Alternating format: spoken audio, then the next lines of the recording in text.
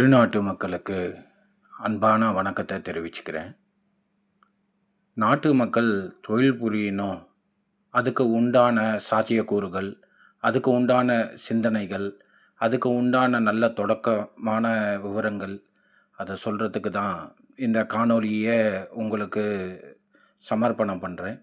முதல்ல ஃபஸ்ட்டு உங்கள் தொழில் ஆரம்பிக்கணும் அப்படின்னா முதல்ல நீங்கள் எப்பேற்பட்ட தொழிலில் ஆரம்பிக்கணும், அதோட நோக்கம், அதாவது சமுதாயத்துக்கோ உங்களுக்கோ மக்களுக்கோ இதை சார்ந்தவங்களுக்கோ இது எந்த அளவில் உபயோகமாக இருக்கும், இந்த தொழிலின் சாத்தியக்கூறு என்ன, இந்த தொழிலின் பல்வேறு நிலைப்பாடுகள், பல்வேறு நிலைகள், பல்வேறு லாப நோக்கங்கள், இதெல்லாம் நீங்கள் தீவிரமாக கண்காணித்து அதை ஆய்வுக்கு எடுத்து உங்கள் சிந்தனையில் நல்லதொரு விஷயத்துக்கு இது நடைமுறைக்கு வரும்னு தெரிஞ்சதுன்னா இந்த தொழிலை எந்த தொழிலாக இருந்தாலும் நீங்கள் இதை நடைமுறைப்படுத்தலாம். இது ஃபஸ்ட்டு உங்களோட நோக்கம் அரசுக்கு சரியான வரி கட்டுறது, இல்லைன்னா எந்த தொழிலாக இருந்தாலும் ஒரு சேவையின் தன்மையில் தான் இருக்கும். நுகர்வோருக்கு அது போய் சேரக்கூடியதாக தான் இருக்கும். இது விற்பனையாகட்டும் இல்லை உற்பத்தி ஆகட்டும், எந்த தொழிலாக இருந்தாலும் இதில் ஒரு தொழிலாளி, சான்றோர்கள், தொழில் சார்ந்தவர்கள், தொழில் சார்ந்த நண்பர்கள், அதுக்கு உண்டான வங்கி நிதி கொடுக்கக்கூடிய நபர்கள் எல்லாமே இதில் ஒரு ஒருங்கிணைப்பு இருந்தால் தான் அந்த தொழில் நடத்துவதற்கு உண்டான வாய்ப்புகள் பிரகாசமாக இருக்கும்.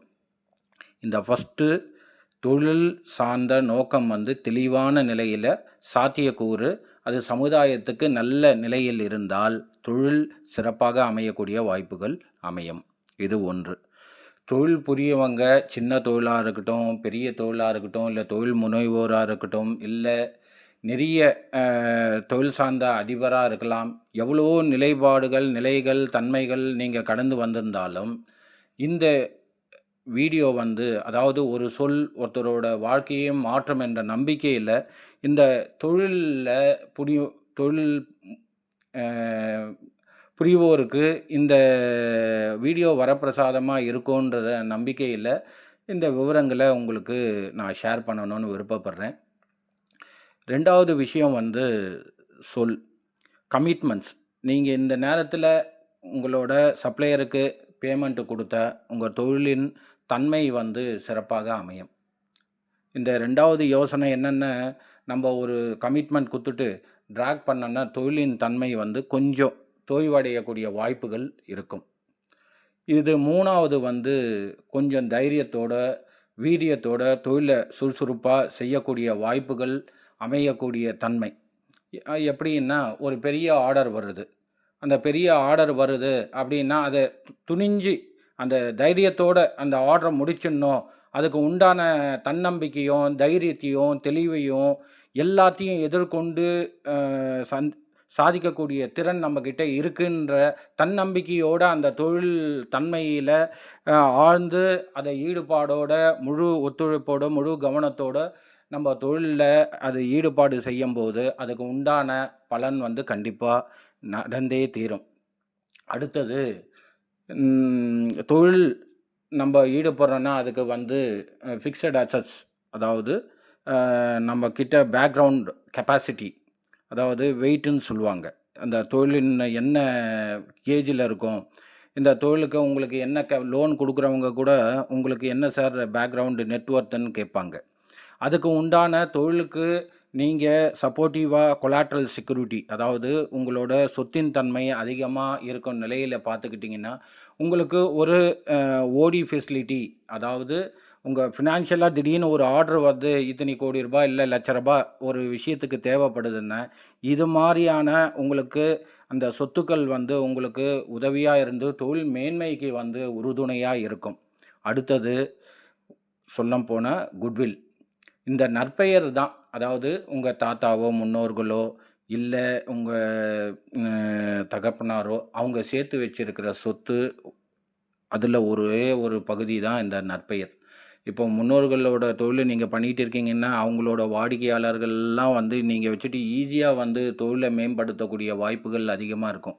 இப்போ புதுசா தொழில் முனைவோரா இருக்கிறவங்களுக்கு தான் அதில கொஞ்சம் அந்த கஸ்டமர்ஸு மத்த விஷயங்கள் எல்லாம் வந்து எதிர்கொள்ளக்கூடிய ஒரு சவாலா இருக்கும். இப்போ எக்ஸிஸ்டிங் நற்பெயர் இருக்கு, ஒரு பிராண்ட் நேம் இருக்கு, ஒரு குட்வில் இருக்குன்னு அவங்களுக்கு அதுதான் முன்னோர்கள் செய்த அ புண்ணியம்னு சொல்லுவாங்க. அதுக்கு அந்த நிலைகள்ல இருக்கும்போது தொழிலின் மேன்மை அடையக்கூடிய வாய்ப்புகள் வந்து அதிகமா இருக்கும், பிரகாசமா இருக்கும். அதனால தான் வந்து குலதெய்வம், மத்த வழிபாடெல்லாம் இருக்கிறவங்க, முன்னோர்கள் வழிபாடு, ஆசீர்வாதம் இருக்கிறதுக்கு இந்த இடம் தான். That is called goodwill. அந்த குட்வில்னால தொழில் மேன்மை அடையக்கூடிய பிரகாசம் அதிகமா இருக்கும். அடுத்தது, நீங்க தொழில்ல நடத்துவதற்கு ஒரு சில பேர் வந்து இந்த சொத்துக்கள் இல்ல அப்படின்னா, கடன் வாங்குறதுல சில சிரமங்கள் இருக்கும். அதனால தொழில்ல சில சவால்களை ஏற்படுத்தக்கூடிய வாய்ப்புகள், சந்திக்கக்கூடிய வாய்ப்புகள் எல்லாம் வந்து இந்த ஸ்டேஜில தான் அதிகமா இருக்கும். எப்படின்னா, உங்களுக்கு சொத்து இல்ல, அ உதவி செய்பவருக்கு குறைந்த நபர்கள் இருக்காங்க அப்படின்னா, இந்த கடன்னு, இந்த போட்டியாளர்கள், இந்த மாரியான சூழ்நிலைய இந்த ஸ்டேஜில நீங்க கடந்து வந்துட்டீங்க அப்படின்னா, அடுத்தது வந்து உங்களோட நண்பர்கள்.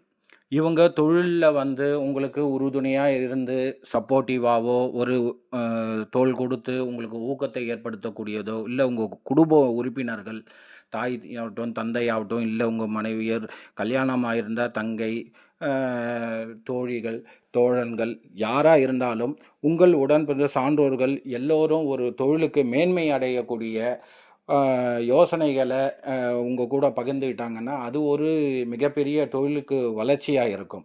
அடுத்தது பார்த்தீங்கன்னா, உங்க உடல் நலம், தொழிலின் உடல் நலம் 2மே இருக்கு. உங்க உடல் நலம் நல்லா இருந்தா தான் தொழிலின் உடல் நலமும் நல்லாருக்கும்.